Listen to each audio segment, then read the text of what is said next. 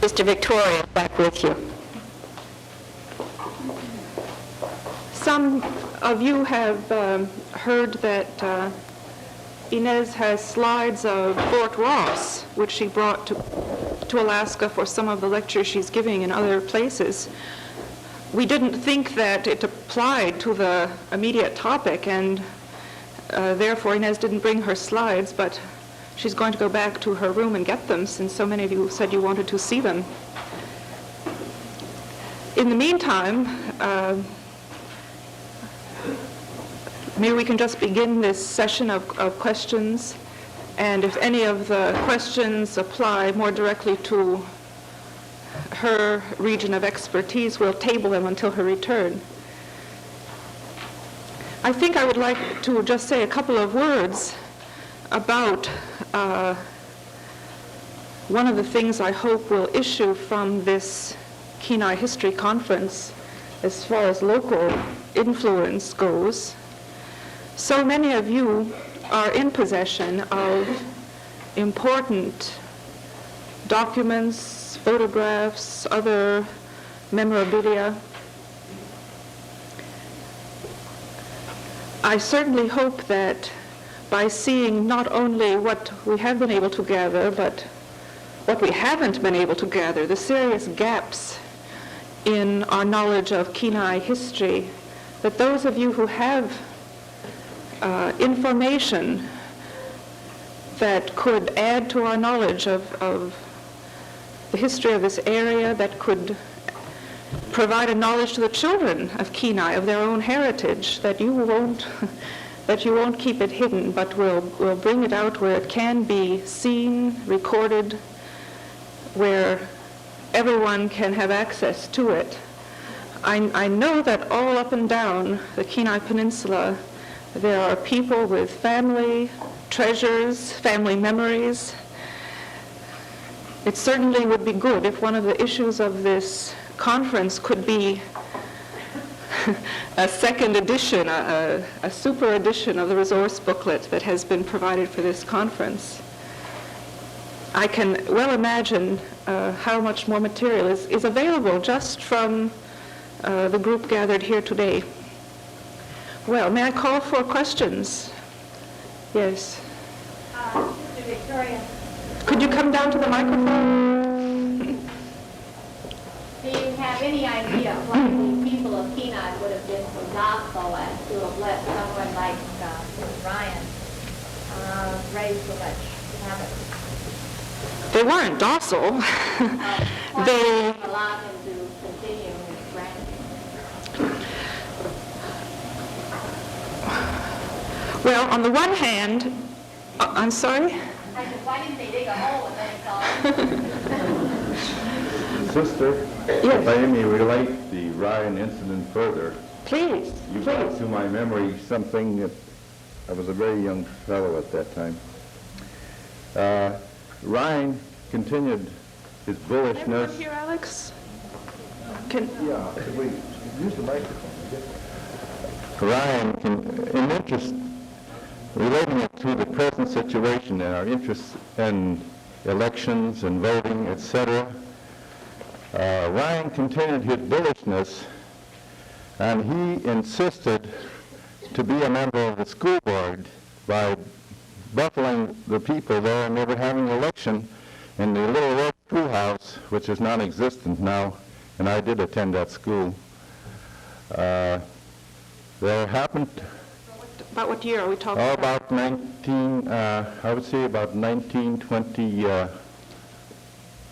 or 22. It was around a long time. Yes, about The 1920. incident was in the 1890s. Yes, but he was still here. Anyway, there was a captain of the Army who was a school teacher by the name of McGill, who couldn't stand the injustice. So during the voting, he came into the election and shot Mr. Ryan. And then the incident, we didn't have no law in Kenai, so a committee of citizens was elected, and they drew straws.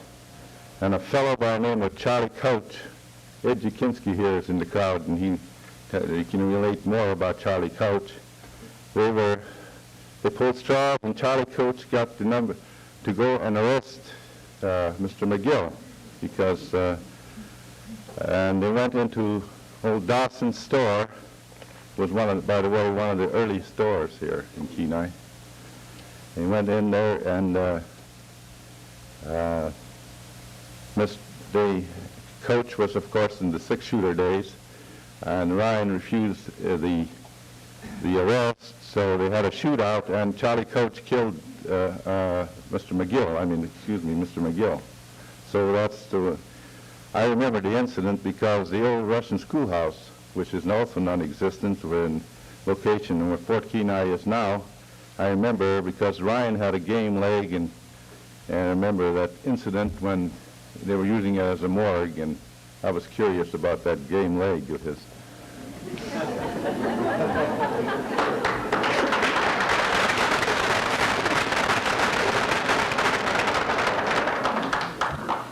I could relate one other, you bring things to my memory.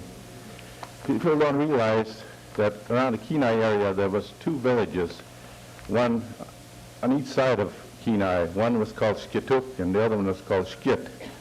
Skit. I'm sorry, the second one was called what? Skit. No, I've never run across that. This is new information for me. Well, Skit was more or less a summer area, but in Kenai the lagoon and the grass flats extended much farther out than they do now. And the area of the sanitary plant was a kind of a camping area and a fishing area, and it was called Skit. Skituk is now where Kenai Packers. That's Skituk, and the graveyard still exists on top of the hill of the Skituk. Mr. Jakinski, do you want to add your knowledge of, what was his name? Kaut? What was his name?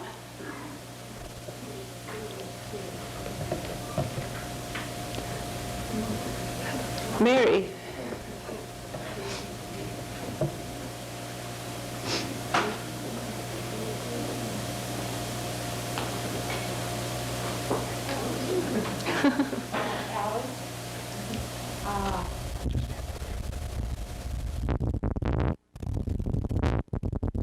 Don't mind if I make a little correction on the date when Brian was killed. The year I don't remember. 1918. 1918, 1919. My memory is better than I thought. That's all. That was a school board election. I remember it real well. Everybody was scared. It was in the fall. Sure. When the school first started, they had school board and they were having election. But Alec has the rest of it right, except the date.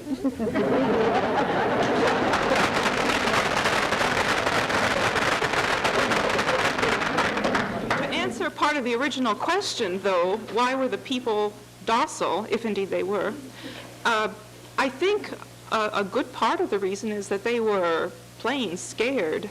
Ryan had formerly been up at Knick, and while he was there, he had been responsible for the hanging of a man. Everyone knew about it. And he had conducted this hanging because he, as the company representative, was the nearest thing to law and order that existed in the area.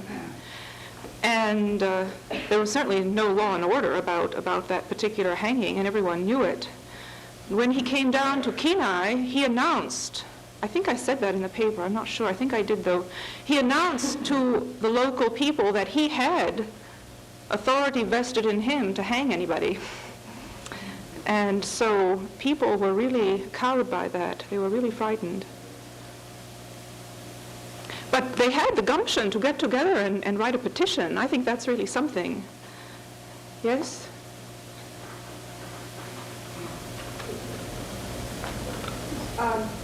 For those of you you are interested in living history, you might be happy to know that school board elections haven't changed much in Kenai.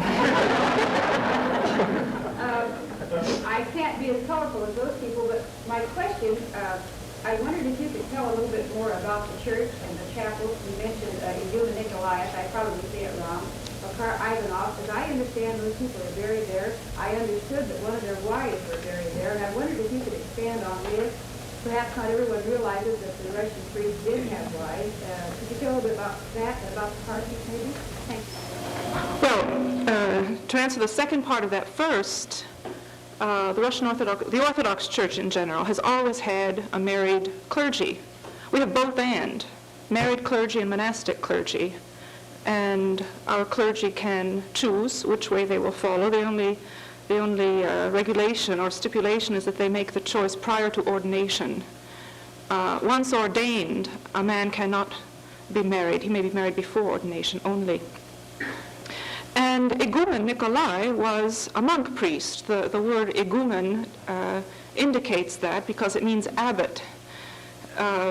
Likewise, Father Nikita was a monk priest. These two early Kenai clergy, therefore, did not have wives and families, but a good many of those who came afterwards did. Well, that answers, I think, the second part of your question. What did you want me to say? Something about the school? I didn't say anything about parsonage or the school, but I did understand one of the wives were buried in the chapel. Right? Or wrong, do you know? I've never heard anything about the wife of a priest being buried there, but that may well be true. Does anyone know? Does anyone here know?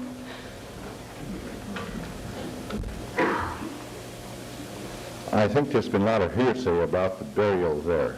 That was a graveyard area within the stockade, and outside of Igumen Nikolai, I don't know if any particular person was there. I don't think there's any proof of that. The original church was approximately at the site of the little chapel today, and the graveyard was around the church. I doubt there's a question about that. It said in the north, what is it, described it in the north, I read some description, but from the picture that was taken by the soldiers here, prior to the building of this new church in 1896, it's very difficult to determine the alignment, but I think the church was about halfway between the chapel and the new church. Because there was a picture here hangs in the city hall. It did hang in the city hall. Yes. That shows the parish house. And the parish house, of course, was built in 1886. And the picture must have been taken between 1886 and 1896 because it shows the church, but it's not the same. The picture, the church that's in the picture is not the same church that's there now. So yes. Alex, my source for this is just a little bit vague, but it's an article in the Russian Orthodox American Messenger for 1907, which describes the dedication of the little chapel of St. Nicholas. And there it states that the location of the little chapel is approximately, it doesn't say right on the site, but is approximately on the site of the original church. Now, of course, it's possible that that source is not accurate. I did see a picture of in one of the old calendars, and I've been looking, when my father left, he left a box of calendars, old calendars, and I did see the picture of the church. It was not, but I can't recall. Oh, if anyone has photographs, really, they would be so valuable for this kind of But if that picture research existed in one of the old calendars, somewhere in the archives, there is a picture of the old church.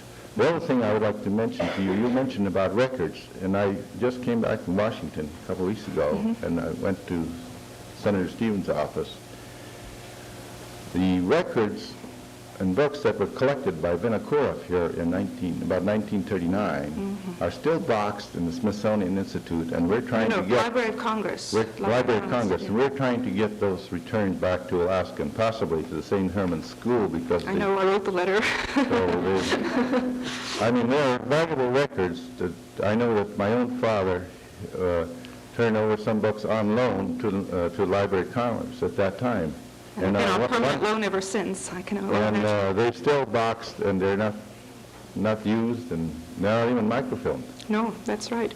This collection is boxed in close to 1,000 boxes. Do you know what a box is? A box is one of those library boxes that are about, 6 inches wide, something like that, about 9 or 10 inches high. The collection is housed in about 1,000 of these boxes. There has been an effort to make a kind of rough list of the contents of the first 700 boxes. They were collected earlier. However, boxes 705 on up till just about 1,000 are uncatalogued, unlisted. No one even is quite clear what the contents are. They apparently were put into some vague order by this Mr. Vinokurov, who, well, not using very ethical means, collected these documents throughout our churches in Alaska. But I understand that for anyone wanting to use the collection, it's really a matter of spending months to find things. I should add that sometimes the Library of Congress is extremely cooperative about helping people use the collection and making things available. At other times, they're very uncooperative. There's just no way to predict what reaction anyone will meet.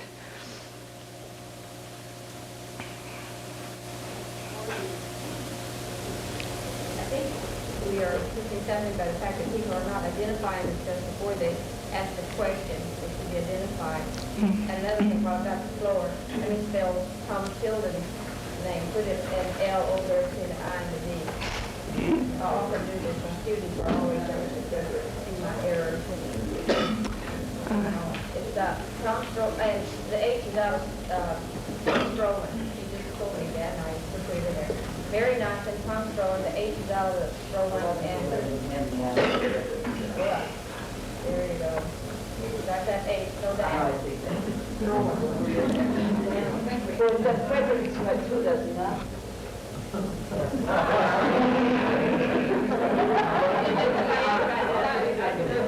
think I have my writing, I don't get it right. All right. Okay, tell it through. All right. And go down. Stroman, S-T-R-O-M-A-N. Put an L there.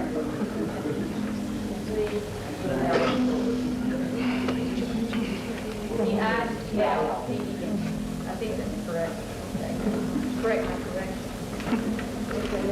Dr. Maskey? I just have a comment on the inaccessibility of the cooperativeness of various institutions. Not too long ago, within the last 3 or 4 years, there was a team of 2 fellows operating east of the Mississippi River, and one posed as a scholar and the other one was a football artist, I guess, and they went into repositories and carried off just batches of documents, particularly Civil War letters, diaries, and so on and so forth, and sold these. And this material has shown up on the market in various places, particularly in New York. And I noticed that the Library of Congress has become very particular. They will not let you take in, for instance, if you take a typewriter, it has to be outside of the case. And they supply you note cards which are punched in a certain fashion, and you have to, they will be inspected in the evening when you leave again. Security measures have tightened up quite a bit because so much of the material has just been stolen. Yes. And, just sold to antiquities. Well, if we seem to be a little bit bitter, let me explain that with regards to the last set of documents that came into the hands of the Library of Congress, this Mr. Vinokurov, who did the collecting throughout our churches here in Alaska, presented himself firstly to the Bishop of Alaska, who at that time did not speak any English. And he presented him with a paper to sign, which supposedly had a text in Russian and the same text in English, agreeing to the collection for safekeeping. Unfortunately, the Russian text which the bishop read was not the same as the English text which he could not read, and that's how the Library of Congress is able to hold on to the records at present. And many of these records are very important to our daily life. Many of these records are baptismal records, marriage records of people who still need these records. How many times people have come to me and said, "Oh, sister, I can't get Social Security unless I can prove my birth date. Can you find my certificate?" I can write to the Library of Congress and maybe I'll get it and maybe I won't. It's something very important for the daily pastoral life of the church in Alaska. That's why we're upset.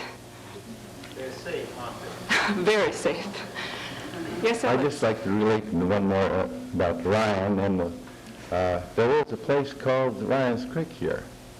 Back of the telephone company, the little creek there, Ryan lived on a hill on top of that, and that's called Ryan's Creek. It's been known to us in Kenai from all the. That name is lost because we don't use the waterfront anymore. But that used to be, and Mary knows about that. The other thing about one of the books, I think that was transferred, as my father had this letter from the bishop to cooperate, and so I think there was a book from Balaam. He said there was one book that was 200 years old in that collection. What kind of book? I don't know. It was from the monastery of Balaam. I think this If you want to see one of the finest collections of old Russian books in Alaska, stop at the local church and peek in the kleros, in the little stand where the reader has his books. You find book after book, all from the 1800s, one even from the 1700s. I've never seen so many in one place.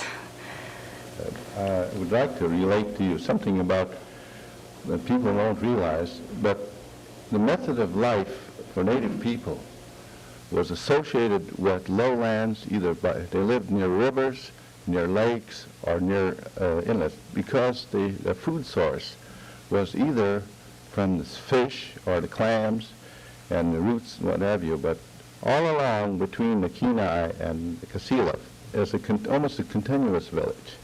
And my own homestead, which is 3 miles and about 1.5 miles north of California, it was the major village of that whole area because it's indicated there by the, I found some things and we found some things in the years past. And it's interesting also that apparently Cook Inlet at that time was clear water at the time they lived there because there's a mass of shells, clam shells that are not available to us now. So right in my homestead area is mass piles and piles of clam shells. Not they're the hard shell type, they're the type that are in the clear water. And even any clam requires clear water. So it's very interesting.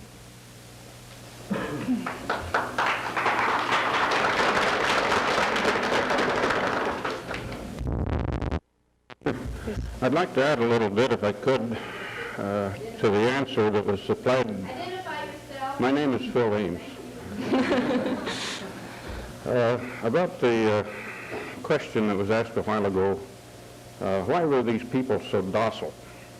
What kind of a bully was this Ryan that he could do this and not fall in a prepared hole? This situation is not unique. Ryan himself was not unique.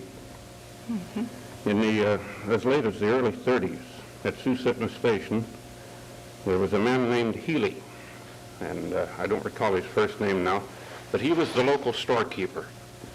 And the role of the local storekeeper in those days was just between somewhere between God and somewhere else. I'm not just sure.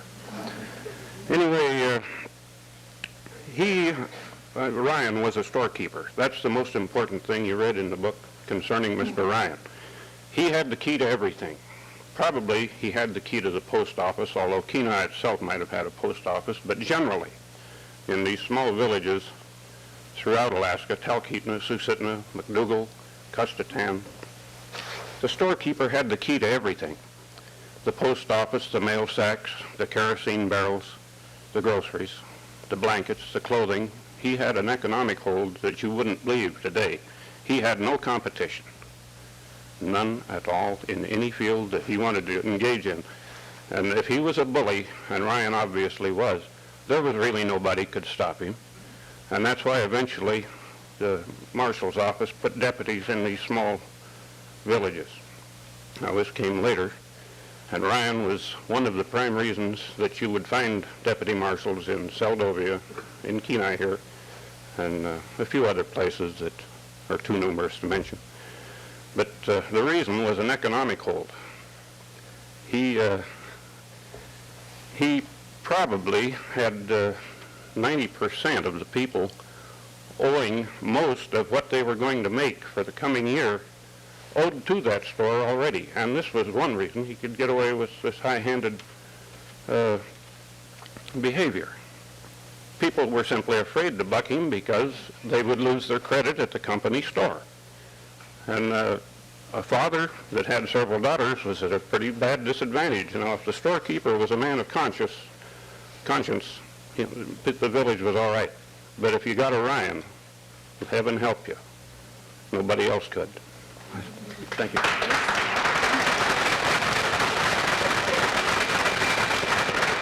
There's a document, as a matter of fact, in the Alaska History Project translations that verifies all of this. I'm thinking of a letter of Father John Yaroshevich, the man who was involved with Ryan.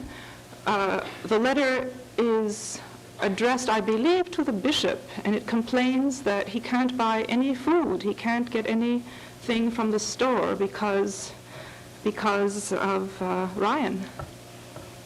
And people help him out by giving him things and so forth. But you can imagine why so many people, this wasn't only here in Kenai, but in other places as well, began to think of the time when Alaska belonged to Russia as a kind of golden age. Obviously, that's an exaggeration, but in contrast to the everyday difficulties they faced in the period when Russian authority was removed, the old days really did seem to be a lot better, and they were a lot better. Sister, you indicated that the situation in Kenai and Alaska was more or less of a repetition of how the Russian Empire expanded eastward. I'm wondering if there's ever been any work done drawing a comparison between the Russian experience of moving in the trappers and then the missionaries and the way the French operated in their parts of Canada and the United States. It seems it might be possible that there's more similarity between the Russian and the French experience than there is between the Russian and the English experience with the yeoman farmer that eventually eliminated the many aspects of the earlier day. I just wonder if there is a connection there. I know no such comparison has ever been made or studied, but that's because this whole history of Russian expansion and Russian mission has been virtually unknown. It was somewhat known in Russia. There was a pious literature of lives of saints, which was very popular during the 18th and 19th centuries. Lives of missionary saints who went to new tribes and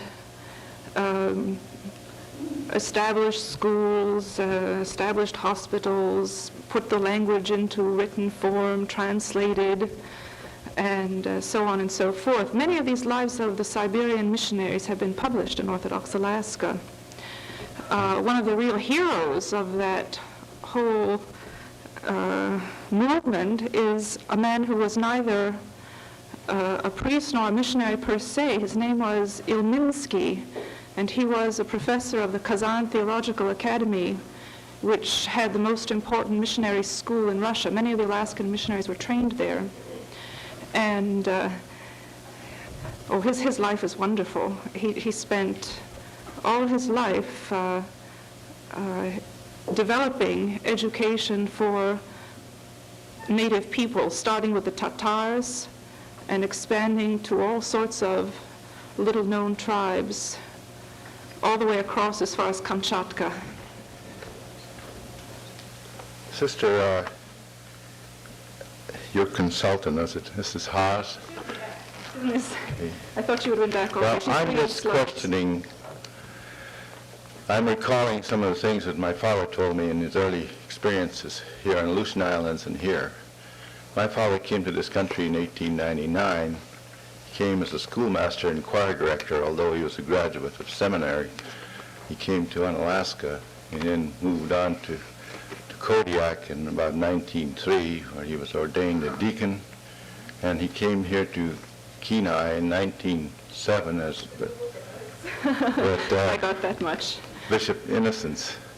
Okay, but what I'm talking about is a matter of disease. There's too much blame being put on Russians for disease, because at that time you have to remember the Pacific Northwest was, maybe the Russian American Company was here, but there was others. The Dutch was interested, the Boston Trading Company was here, there were sailors in every little island as much as they could. The Russian American Company tried to keep them out, but they were here. And this problem that happened here in Cook Inlet itself had no relation to that at all. It happened to the mining, the gold discovery in the Hope District in about I don't remember the date, 1896 I think it was, prior to the Klondike. So some people who know more about gold probably give you more definite dates. And there was true that whoever came brought with them diseases which were not common to natives, and even the measles was they reacted to the measles somewhat like the Hawaiians did. When they got heated up, they went out in the cold and they died. But whatever that was brought in by the miners, they called it the Black Plague. And there was other communities which you haven't mentioned, which was my father's service, like the Sushitna Station. And they had a chapel at the Sushitna. And 3 Susitna villages. That's Susitna, Itra, was Tyonik, Kuskatan. Was quite a population. Kuskatan had a church there. In fact, I have a letter in my possession from Mr. Jakinski to my father in 1916, where he was helping to dismantle the church over there in Kuskatan. And of course there was the one in California, but there were thousands of people that died just prior to my father arriving here. I think that, for instance, Kasilif area, St. George, or they call it Humpy Point in the local name, Cape Kasilif, there seemed to be a considerable amount of people that lived in that area. But he said that many people had died in Susitna, and the Kuskatan was almost completely wiped out. So it did have an effect. I just want to say that in relation to diseases, because I think that the historians say a lot of things out of context, and I like them to be more exacting than what they say.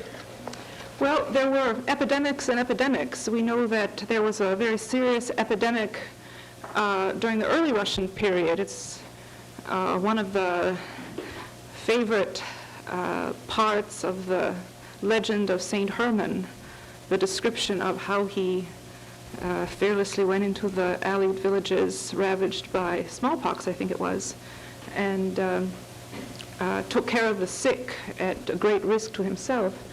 Then one other thing that is worth mentioning is the vaccination program that was carried out under the auspices of the church.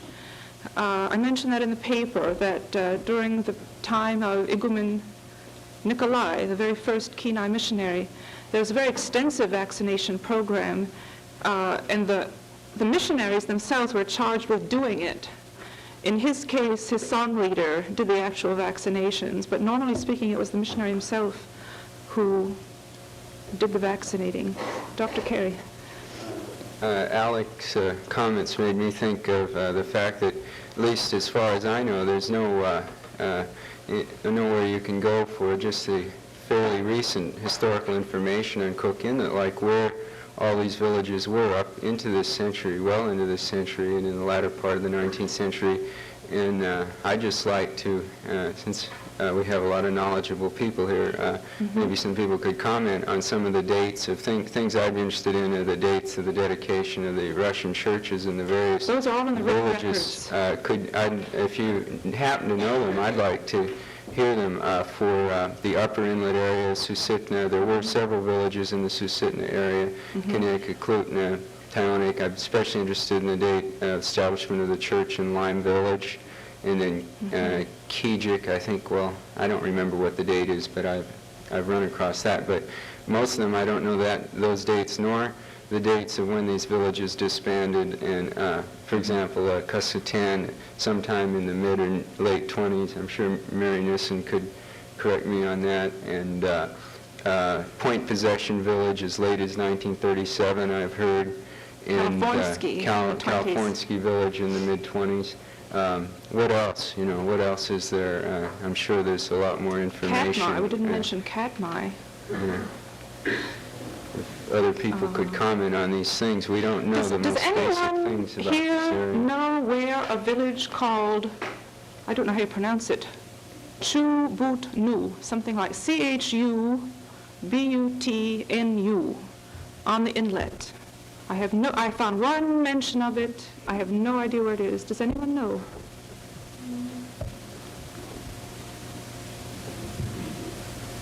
Sister, I'm not responding to that, but you want to remember that the names that are prevailing, like even Californsky, they were not the Indian names that they used at that time. There's a possibility, there's a duplication, there's a name for the Indian name and another name. I would like to relate something about the Californsky Church, because I did attend that church myself with my father in the 20s.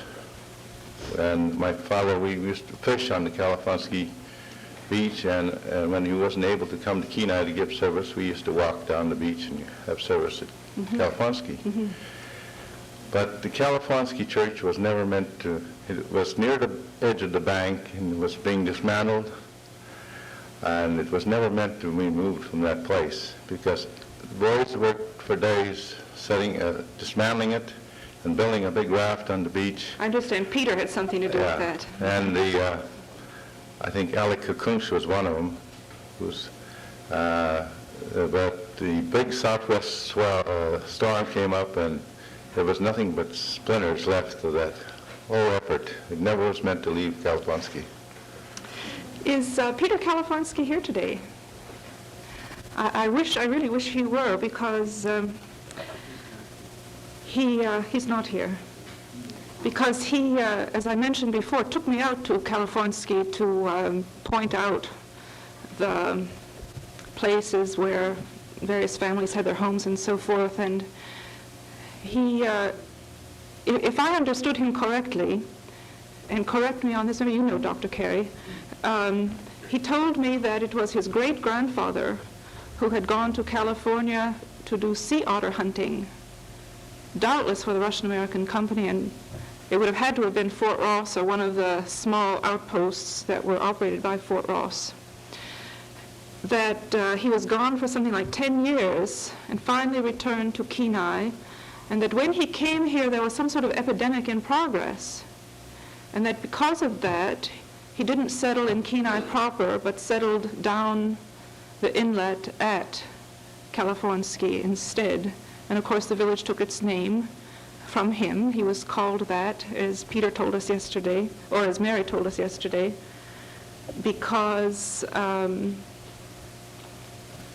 that was easier for the Russians to say than his native name. And he lived, the family continued to live there until the village was abandoned in the 1920s. Mary, maybe you could give us some information on that. I'm sorry? 1927 is when my grandfather died. He died in 1927? April. In April. And some of the people that was living there, they moved. Some to Kenai, others went to Tyonek. Yes, I understand that there are people by the name of Californsky living in Tyonek today.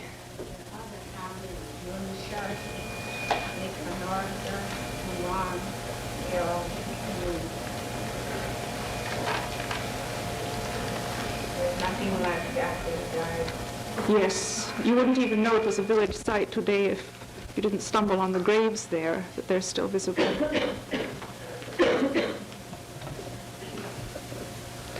I've forgotten your name, I'm sorry. I'm Wayne Ostrander. I'm curious why, after the period of the missionaries coming till 1917, the church was so still dependent upon Russia financially, or at least I gather that. And then what is done today in its place. Yes, as I tried to indicate, the normal development of the church was frustrated, first of all by the sale of Alaska. At that time, the priests who were in Alaska had their choice of remaining here or returning to Russia, and a good many of them chose to return. It was a matter of patriotism, it was a matter of wanting to live in one's own country. And the church was left with a minimum of personnel at that time. I'm not prepared to say right now how many. I could easily find that out in the records. All the same, it was a period of expansion of the mission. There are some very great figures from this period. I'm thinking of a bishop, first a priest in Alaska, then bishop, whose name was Amphilochi, who lived on the Yukon River. His cathedral was at Russian Mission on the Yukon. Very few people realize there's a cathedral at Russian Mission on the Yukon. He did very active work in translating things into Yupik Eskimo and expanded the mission to many new villages during that time.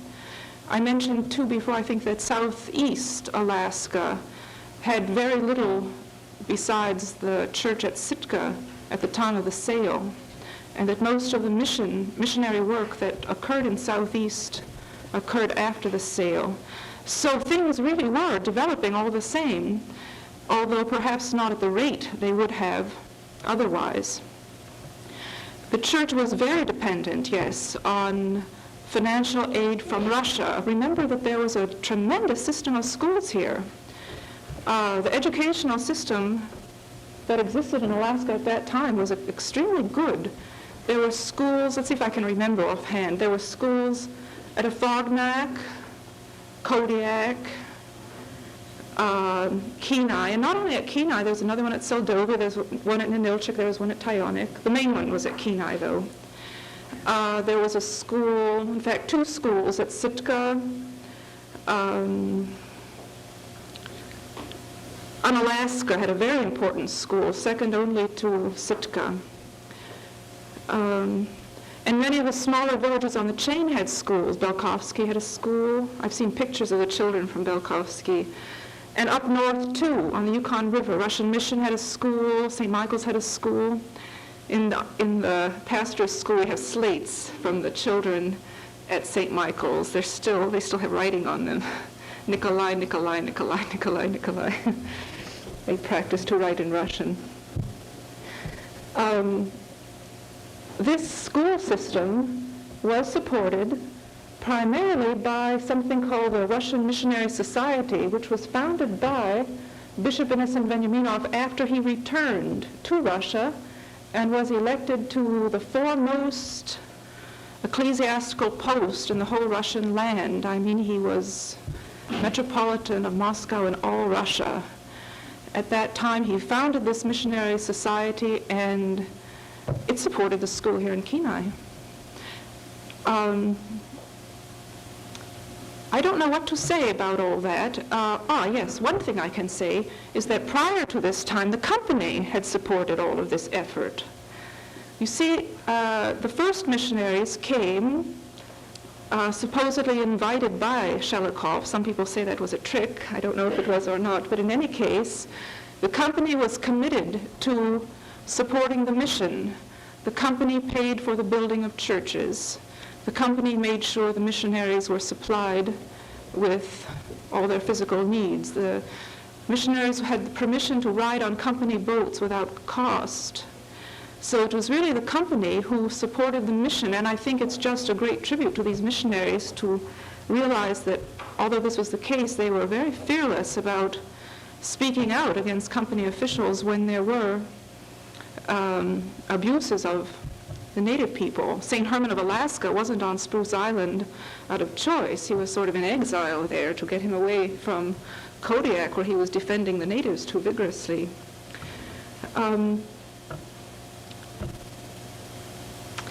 You asked about the church now. Since 1917, when this funding from the Missionary Society in Russia was cut, all of the churches in North America, not just in Alaska, found themselves suddenly on their own. It was a very difficult period in Alaskan history.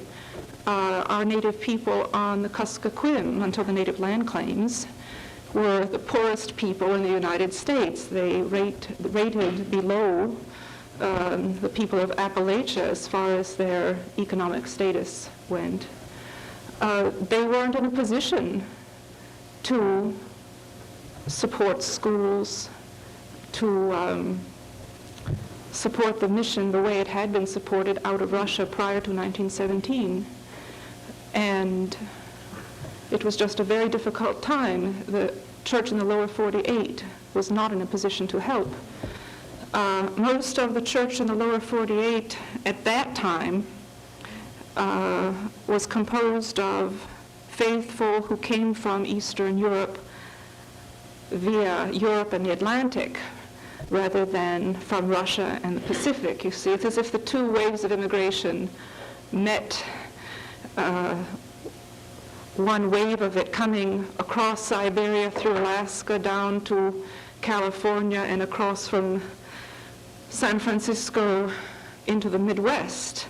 Another wave of it, as the result of all these upheavals in Eastern Europe, came through Europe across the Atlantic and settled mostly in industrial centers on the East Coast and in the Midwest. At that time, these people were still at the bottom rung of the economic ladder.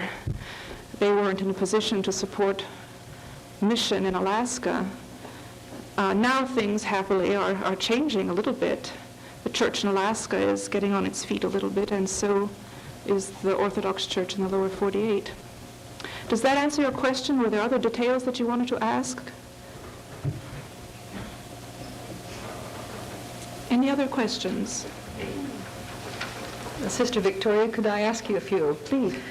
First of all, I'd like to know if you have any information about a rumor, perhaps, that I have read and heard that Baranov's wife was from this area. And could you comment on that? Yes, I don't have any other information than one reads in the popular Alaskan histories. I haven't run across anything else. And I'm very critical of the popular Alaskan histories. Right. And the other thing, you mentioned a village that you had heard once. And I believe Dr. Sherwood mentioned one which sounded very much the same in his lecture yesterday. And I'm wondering if it might be the same one on Kachemak Bay. It was not. Where is Dr. Sherwood? Two completely different ones. They ended the same. When you said Chubut. No, she said Sue. Chubutnu in the English spelling. Yes, Mary. That's across the inlet around Around Pyonic. that area. Below Pyonic, then. I don't know which Chubut where. River, that's the Chubut Yeah, River. that's across there. That's right. But Chubutnu. That was just a small village, or do? I don't know, it's just a name. That's I don't know if that's still the same name, though. I mean, that's, Probably. But I know Chubutnu across there. Right. And they go hunting and fishing there. Yeah. Don't know if that's the same. What area did you say that might be? Cook Inlet, that's all I know.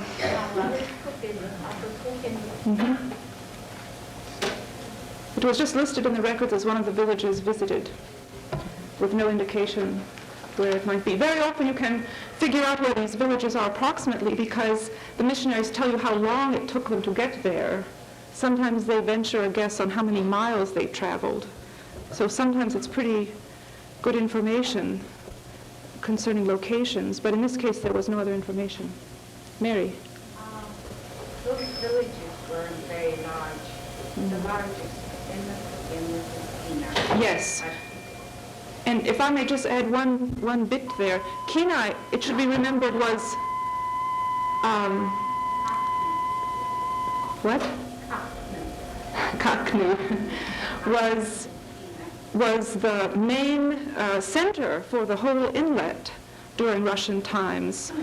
And not only was the Kenai missionary located here, it was a kind of distribution point for periodicals, books, for material, goods of all kinds. That's why so many good records were found here. All right, and this has to do with villages also. We fish on Kalafansky Beach, and I'm familiar with what Alec was talking about. I saw some of the things that were there. There's a village site down below that place also, which we call Kalafansky Village simply because Kalafansky Creek comes out there, and I'm wondering what relationship the two places would have. That's a question for Mary.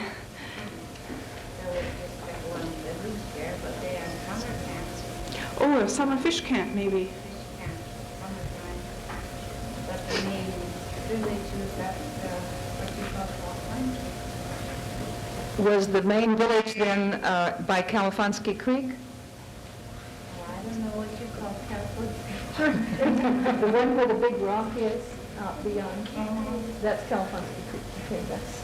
There's big cliffs coming from the county, the church from that Kalafansky. Yes, that's the one I was referring to. And the second one, that's where my father fished.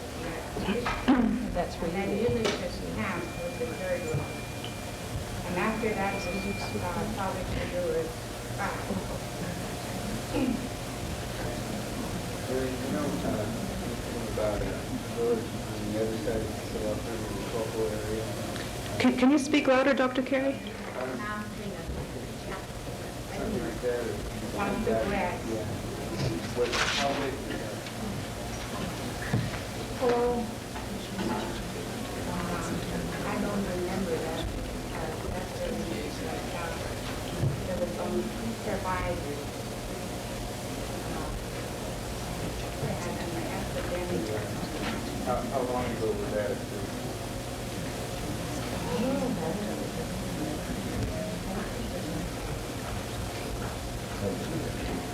It might be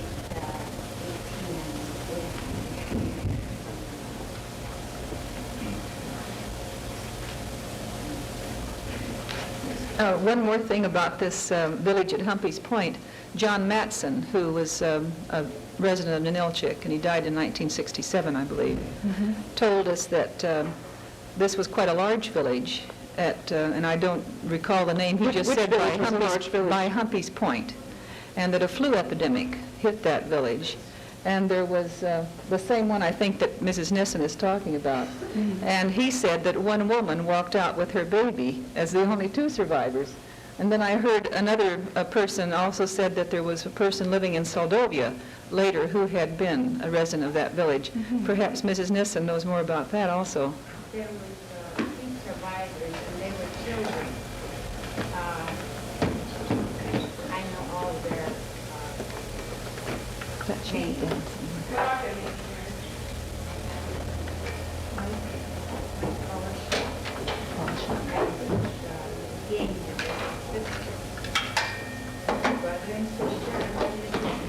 Do you know their last name? Balashov was.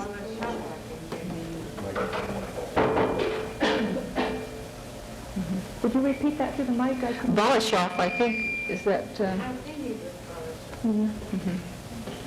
And there is a Balashov family in Soldovia, too. Which means.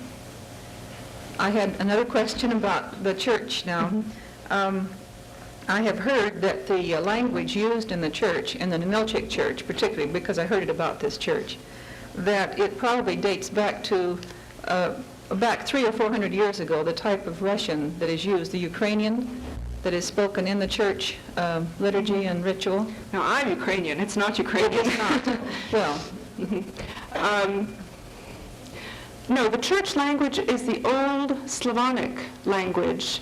It's the parent language of Russian. You might compare it to, I don't know, Latin and Italian, except that the relationship is closer. And if one knows Church Slavonic, Old Slavonic, one has a real entrance into all the Slavonic languages. However, if you know Russian, it doesn't mean you're going to understand the other Slavonic languages, if you know modern Russian. This church language has been used throughout the times that Russia has been Christian, I mean over 1,000 years. And yes, it's used in the Nilchik, it's used here. That reminds me of one point I have failed to make, and that in part Dr. Carey made yesterday, namely that the missionaries here never learned the native Athabascan Kenaitze language. This is very unusual because wherever the missionaries went, they did learn the native languages and they did publish both scripture and church services in the native languages. In view of what Dr. Carey told us yesterday, I hope no one will blame the Kenai missionaries for not learning Kenaitze. In any case, lots of people here did learn Russian. This was true in other places too. Lots of Aleuts, for example, learned Russian, and lots of Russians learned Aleut. Here, I'm afraid it's just the one way. The native people did learn Russian, and there are people who speak Russian as a first language. Of course, the Nilchik situation is a little bit different since the settlers there were free Russian colonial citizens. It was a little bit of a different situation to start with. But I did want to point out that here, the Kenai church history departs from the paradigm. That is to say, you don't have an effort at translation into the local language. a question about the schools. Mm-hmm. I understand that some service was required of students who did attend those church schools in some cases, or children who were sent to Russia to study. They had to serve the company so many years in exchange. I believe this was in Fedorovna's book. I'm familiar with that. I just wondered if you had any. I have read that in some. I read of children in Kodiak who attended the Kodiak school going out for berries and going out to hunt to help provide for the table. But it doesn't seem to me to have been any sort of, promised service. It was just a matter of, getting on. Our students do a lot of work, too. And the last thing, I wanted to mention that you said that a lot of those journals had been translated into English. Mm-hmm. And I know that the University of Alaska at Fairbanks has 2 copies of the Alaska Historical Records, one up in the rare book section and one in the archives in the basement. Mm-hmm. And I wondered if perhaps this conference, if it hasn't already been done, perhaps this conference could request the University of Alaska at Anchorage to ask for the additional copies so that it'd be more available in Anchorage for us. Additional copies of what? They said they had 2 copies there. There's 1 copy back east in Washington, D.C. Mm-hmm. And the University of Alaska at Fairbanks had 2 copies of these historical records. Oh, I thought they only had 1. That's They interesting. told me they had 1 in the archives in the basement. That and 1 in explains the that, because there only are rare- 3. There are 3 copies. That's all that were made. It's a typescript and 2 carbons. Right, and these are carbons, I But believe. they are on microfilm.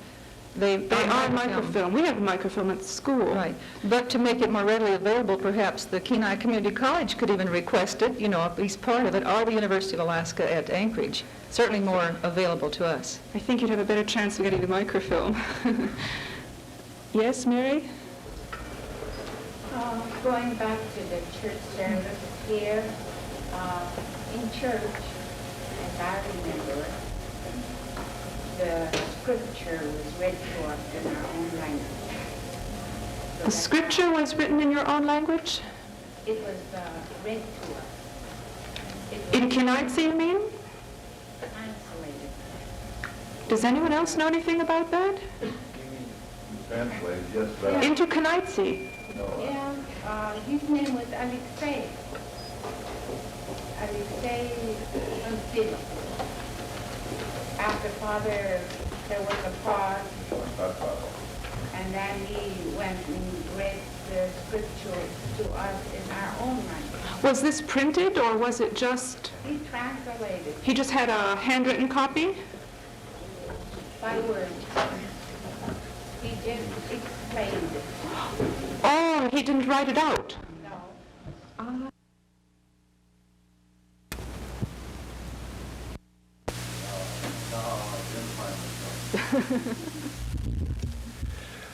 I just want to mention about the translations. No, identify yourself, really. I did, but I guess the mic was dead. My name is Alex Shadura. That's not good enough. Alex is... I'm the son of one of the younger sons of the very Reverend Paul A. Shadura, who was here from 1907 to 1953. He maintained a school till 1921. The schools ended in 1916, but he maintained a school on his own here till 1921. I'd like to tell you what during the services, my father used to have a translator. Sometimes it was Alex Panfilov. Later on, it was Nick Kalafonsky. Now, who was Nick? Was that a brother of That Mary? was Mary's mother, Mary's father. Excuse me, Mary's father. But before that, earlier was Alex Panfilov, who happens to be my godfather. So that was the method he did. And nothing was ever recorded, nothing was ever written down? No, nothing. There was no language. I don't know. I recall my mother understood some Aleut, but which was not common to the area. Right. But my own father, I never did hear him talk in the Indian language, but he did understand a lot of it. You know, he could. But at the time, you see, there was a Russian education going on here, and everybody talked Russian. Right. Everything.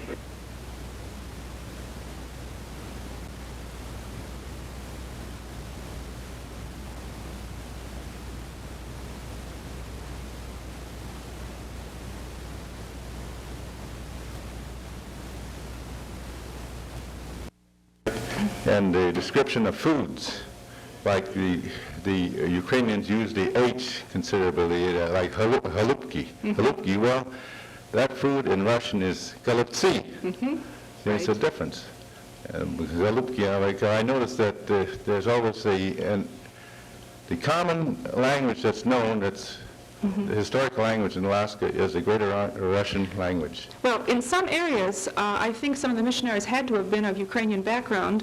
I'm thinking of the Kuskokwim River, where everyone knows Christmas carols in pure Ukrainian. It was just a delight for me last year to hear some of the boarding house students from little Eskimo girls and boys from up there who came to my house and sang Ukrainian Christmas carols. They didn't know a word of what it meant, but their pronunciation was very good. And I would like to relate one other thing.